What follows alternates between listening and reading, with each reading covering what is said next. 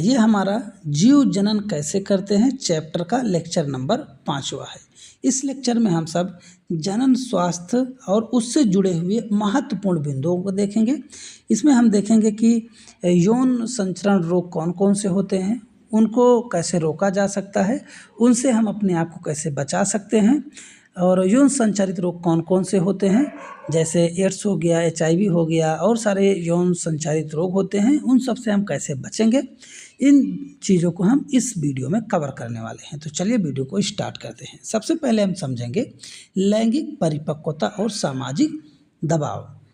लैंगिक परिपक्वता एक क्रमिक प्रक्रिया है जो किशोरावस्था के दौरान होती है। तो लैंगिक परिपक्वता क्या है? तो यह है एक क्रमिक प्रक्रिया जो किशोरावस्था के दौरान घटित होती है।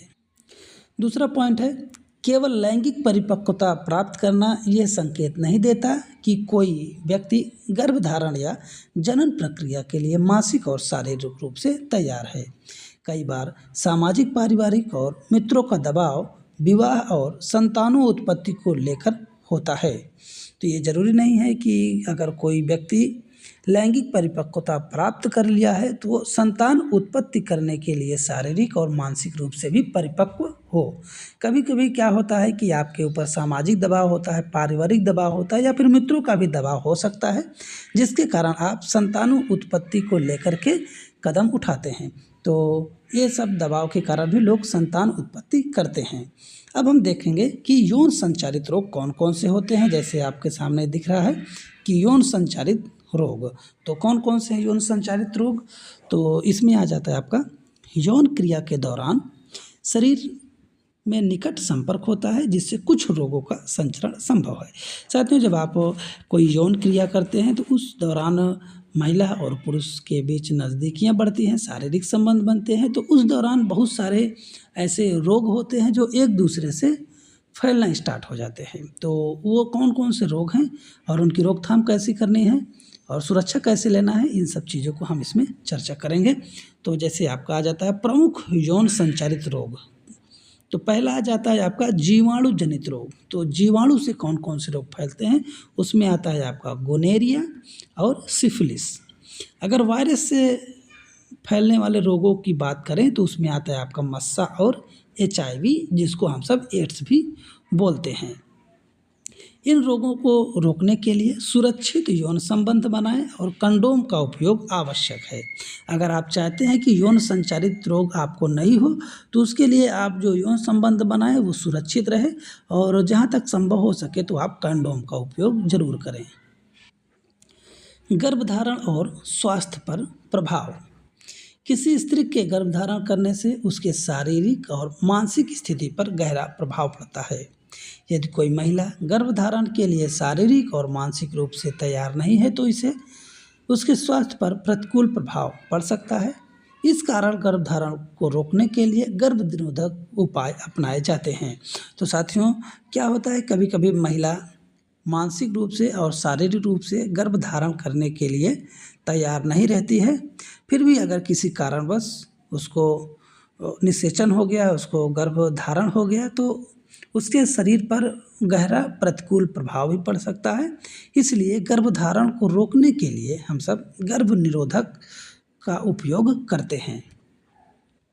निरोधक उपाय। यांत्रिक अवरोध। यांत्रिक अवरोध में आपका आएगा कंडोम।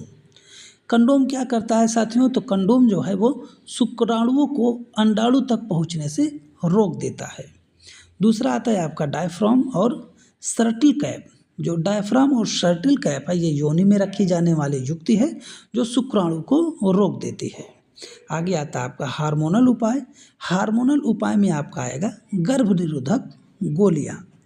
हार्मोन संतुलन को प्रभावित करके अंडु उत्सर्जन को रोकती हैं। साथ में जो गर्भ निरोधक गोलियां होती हैं ये हार्मोन के संतुलन को प्रभावित कर देती हैं, जिससे अंडे का उत्सर्जन रुक जाता है और आप गर्भधारण से बच जाती हैं। परंतु यहाँ पर यह भी देखना है कि जो गर्भ निरोधक गोलियां होती हैं उनके कुछ हानिकारक प्रभाव भी हो सकते हैं, जैसे हार्मोनल असंतुलन। अंतर्गर्भाशयी उपकरण। जो गर्भाशय के अंदर लगाए जाने वाले उपकरण कौन कौन से हैं? तो वो आते हैं आपके लूप और कापर टी।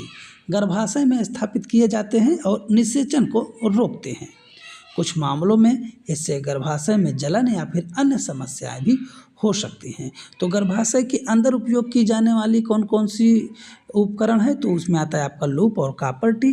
परंतु इसके भी कुछ नुकसान है, जैसे कुछ मामलों में गर्भाशय में जलन हो सकती है या फिर अन्य समस्याएं भी हो सकती हैं। अब इसमें आगे हम सब देखेंगे स्थायी गर्भनिरोधक उपाय। अब स्थायी गर्भनिरोधक उपाय कौन कौन से हैं, तो इसमें आता है पुरुष नसबंदी। पुरुष नसबंदी में क्या होता है कि जो शुक्रवाहिनियाँ होती हैं उनको अवरुद्ध करके शुक्राणु को बाहर निकलने से रोक दिया जाता है। तो पुरुष नसबंदी में शुक्रवाहिनियों को अवरोधित कर दिया जाता है या कट कर दिया जाता है, जिससे कि शुक्राणु शरीर से बाहर नहीं निकल पाते हैं। अगर महिला नसबंदी की बात करें तो इसमें क्या किया जाता है कि अंडवाहिका जो होती है, जिसको हम फैलोपियन ट्यूब बोलते हैं, को अवरुद्ध किया जाता है ताकि अंडाणु गर्भाशय तक ना पहुँचें। यह प्रक्रिया शल्य चिकित्सा के द्वारा की जाती है और स्थायी होती है। आगे हम सब देखेंगे गर्भपात के बारे में। तो ये गर्भपात क्या होता है इसको समझ लेते हैं। यदि गर्भ अवांछित है तो इसे हटाने के लिए गर्भपात किया जा सकता है। जैसे गर्भपात क्या है कि आपको अगर गर्भ आ गया पेट में, तो अगर उसको आप नहीं चाहती हैं तो उसको आप हटा भी सकती हैं, और हटाने की प्रक्रिया को ही हम बोलते हैं गर्भपात। लिंग निर्धारण के लिए अगर आप गर्भपात करा रहे हैं तो ये गैर कानूनी है। ऐसा करने पर आपको जेल भी हो सकती है। अगर आता है आपका PCPNDT एक्ट 1994। इसमें क्या बताया गया है कि यह कानून भ्रूण लिंग निर्धारण और लिंग आधारित गर्भपात को गैर कानूनी घोषित करता है। इस अधिनियम के तहत किसी भी प्रकार के भ्रूण लिंग परीक्षण पर प्रतिबंध लगाया गया है। Medical termination of pregnancy act 1971 यह कानून यह निर्धारित करता है कि किन परिस्थितियों में गर्भपात किया जा सकता है।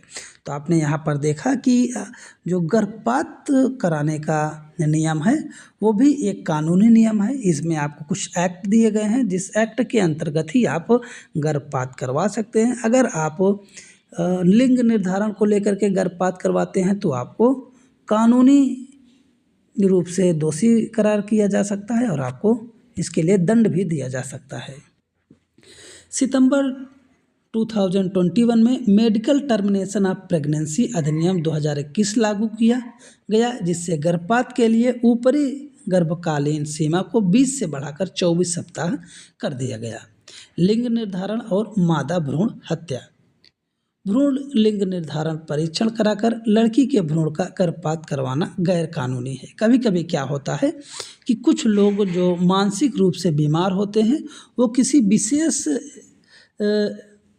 लिंग के भ्रूण को ही रखना चाहते हैं और अन्य भ्रूण को वो गर्भपात करवा के ख़त्म कर देते हैं। तो ऐसे लोगों के लिए भी ये कानून बनाए गए हैं। और अगर आप ये देख करके गर्भपात करवाते हैं कि आपको किसी विशेष प्रकार के लिंग का भ्रूण चाहिए तो आप गैर कानूनी काम कर रहे हैं। कुछ समाजों में मादा भ्रूण हत्या के कारण नर मादा लिंग अनुपात में असंतुलन बढ़ रहा है। कुछ समाज में ऐसे भी देखे गए हैं जो मादा भ्रूण होने के कारण अपना गर्भपात करवा लेते हैं, जिसके कारण समाज में नर और मादा का जो लिंग अनुपात है उसमें असंतुलन देखने को मिल रहा है। भारत में भ्रूण लिंग परीक्षण और लिंग आधारित गर्भपात गैर कानूनी है और ये अपराध है। बढ़ती जनसंख्या और उसके प्रभाव। जन्म दर और मृत्यु दर किसी भी देश की जनसंख्या के आकार को नियंत्रित करते हैं। अब जो बढ़ती हुई जनसंख्या है उसके क्या क्या प्रभाव हैं, तो अगर किसी भी देश की जनसंख्या बहुत तेज़ी के साथ बढ़ रही है और उसके मृत्यु दर और जन्म दर में डिफरेंस है, तो समझ लीजिए कि उस देश में जनसंख्या वृद्धि हो सकती है। अधिक जनसंख्या के कारण संसाधनों की कमी हो सकती है, शिक्षा में आपको परेशानी हो सकती है, स्वास्थ्य सेवाओं पर दबाव पड़ सकता है और बेरोजगारी की समस्या भी बढ़ सकती है।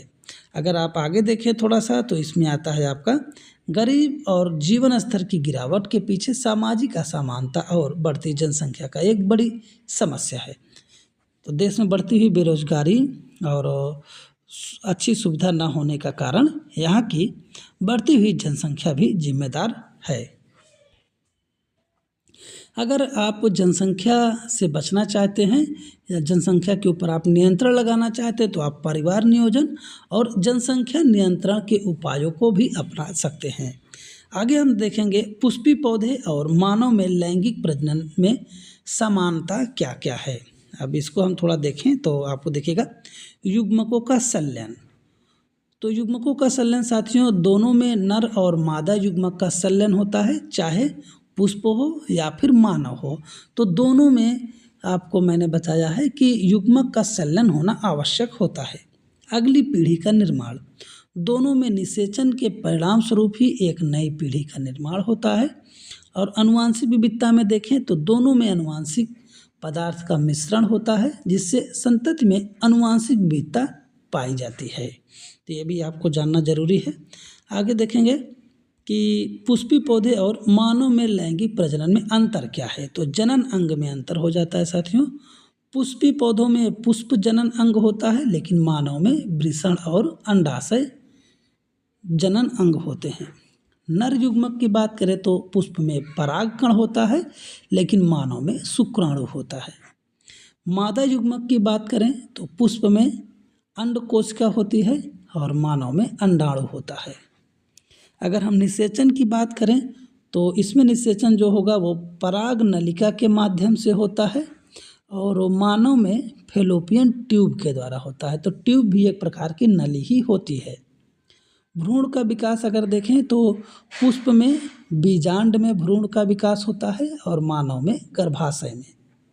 और विकास का अगर काल देखें समय तो प्रजाति के आधार पर भिन्न भिन्न होते हैं, लेकिन मानव में 9 महीना होता है। अब हम साथियों जो हमारा अगला वीडियो आएगा उसमें हम सब देखेंगे इसके जो मल्टीपल चॉइस क्वेश्चन है उसको। तो अगले वीडियो को आप लोग अगर देखना चाहते हैं तो चैनल को सब्सक्राइब कर लीजिए और बेल आइकन को दबाइए। जैसे ही मैं अगला वीडियो आपको MCQ वाला अपलोड करूँ आपको तुरंत इसकी सूचना मिल जाए। तो हम सब टोटल हल करेंगे 46 MCQ। बहुत ही इंपॉर्टेंट MCQ होने वाला है, इम्पॉर्टेंट MCQ है जो कि कई बार एग्जाम में क्वेश्चन पूछे गए हैं। तो अगर आप ये MCQ लगाते हैं तो निश्चित ही आपको कोई भी एग्ज़ाम देने जा रहे हैं उसमें 2 से 3 क्वेश्चन ज़रूर मिलने को दिखेगा। तो आप लोग ज़रूर इसको भी हल कीजिएगा और इसको भी देखिएगा वीडियो। तब तक के लिए आप लोग अपना ख्याल रखिए और वीडियो अच्छा लगा हो तो आप लोग चैनल को सब्सक्राइब और वीडियो को लाइक ज़रूर कीजिएगा।